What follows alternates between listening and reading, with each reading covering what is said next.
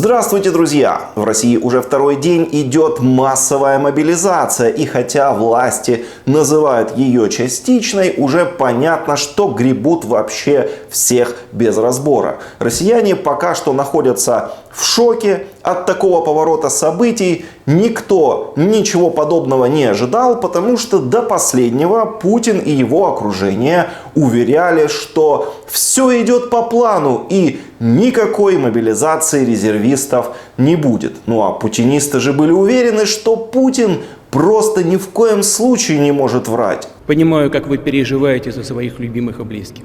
Подчеркну, в боевых действиях не участвуют и не будут участвовать солдаты, проходящие срочную службу. И не будет проводиться и дополнительный призыв резервистов из запаса. Поставленные задачи решают только профессиональные военные. Уверен, они надежно обеспечат безопасность и мир для народа России. Но в итоге оказалось, что Кремль просто в очередной раз тупо вытер ноги о своих граждан и банально их обманул. В какой-нибудь другой стране народ бы уже просто не простил такого вот отношения к себе, вышел бы на массовые акции протеста, но поскольку дело происходит в России, понятно, что никаких массовых акций протеста нет. Хотя, с другой стороны, массовая истерия, вот это непринятие обществом вот этой позорной и безумной мобилизации тоже очевидно. Россияне массово против этого, россияне этого не поддерживают, и никакого энтузиазма по поводу происходящего в российском обществе нет. После объявления мобилизации по всей стране начались массовые поджоги военкоматов и местных администраций. Всего за 2 дня уже 7 таких случаев, и это на момент записи этого ролика, может быть, уже и больше. До многих начинает доходить, что терять уже нечего. Раньше был выбор у россиян: молчание или тюрьма, то есть ты сидишь дома, не протестуешь, и тебе тогда ничего не будет, либо ты протестуешь, и тебя сажают. А теперь у россиян выбор: гибель на войне или тюрьма. И в первом случае понятно, что выбирали молчание, а вот во втором случае понятное дело, что уже выгоднее выбирать тюрьму. То есть сама же российская власть по своей тупости не оставила просто российским гражданам выбора. А в национальных республиках начались настоящие бунты. В Дагестане жители нескольких сел перекрыли дороги в знак протеста против мобилизации. А в одном из поселков пришедшие к военкомату мужики открыто заявили, что не собираются воевать, так как им просто непонятно, почему из-за каких-то капризов в Москве они должны сейчас ехать в чужую страну, убивать там каких-то чужих людей и погибать самим. Мой сын там сначала с самого февраля воюет. Не надо было. Надо было. Я пойду. Сама тоже иди. Пойду. Я не пойду. Мой дед воевал, чтоб ты белый был. Мой дед воевал за мою родину. Это 47 за мою родину воевал. Да, воевали. Это была война. А сейчас нет. Это политика сейчас. За кого дети будут воевать? Дети будут за свое будущее воевать. А какое будущее? Будущее за всех, туда пойдут и так умирают. У нас настоящего нету, какое будущее? Можно вопрос? А нас кто не притесняет? Меня кто притесняет?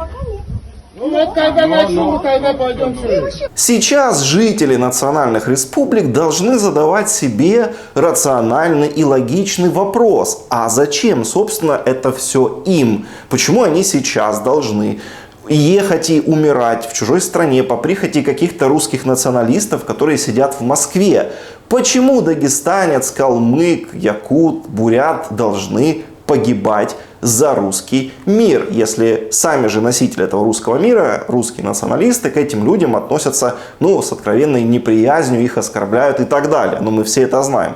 Кстати говоря, вот этот момент очень четко прочувствовал Кадыров, который сразу заявил, что в Чечне вообще никакой мобилизации не будет больше. То есть он никого на войну не собирается отправлять, потому что, по его словам, он уже раньше перевыполнил этот план и уже отправил на войну достаточно людей. Помните, когда они ездили ТикТок снимать? Так вот, это была типа мобилизация в Чечне.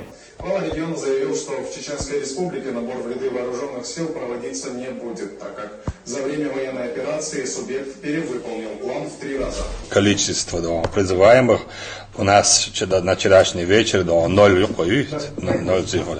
И это исходя из того, что мы заранее работали, проявили патриотизм, любовь к государству.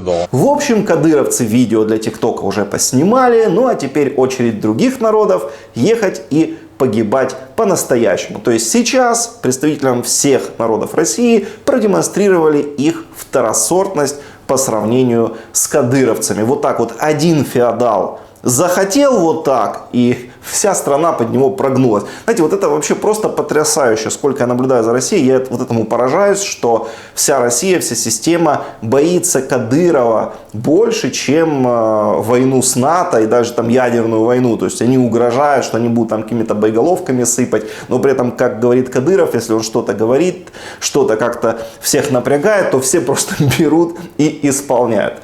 И понятное дело, конечно же, да, что при таком отношении, когда вот так вот показывают преимущества одних, а других вот явное пренебрежение к другим, понятное дело, что в обществе массовое царит просто неприятие вот этой несправедливой мобилизации, отправки на убой, и по всей стране сейчас люди снимают видео о том, как вот эти пришедшие в военкомат, мобилизованные, ругаются с военкомами, кричат им что-то, в общем, выражают всячески свое несогласие с тем, что происходит.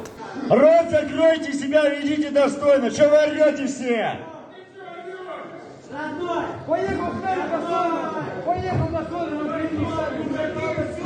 И это массовое неприятие мобилизации в российском обществе уже таково, что его не могут игнорировать даже в Кремле. Например, Песков признал, что отношение к мобилизации среди россиян резко негативное, и он заявил, что ему непонятна такая истерия. Действительно, с чего бы ей взяться? И ничего удивительного в том, что он не понимает, нет, потому что сам Песков, конечно же, своего сына на убой не отправил, и ему просто не понять то, что чувствуют другие родители. Вчера соратники Навального позвонили сыну Пескова по телефону, представились военкомом, пригласили в военкомат, на что сын Пескова ответил, что он никуда не придет, будет решать вопрос на другом уровне. Он Песков, он воевать нигде, конечно же, не будет. И эту запись выложили в сеть, ее все услышали, и люди теперь понимают, что, конечно же, никого из депутатов, министров, их детей не мобилизуют, на убой погонят простых россиян.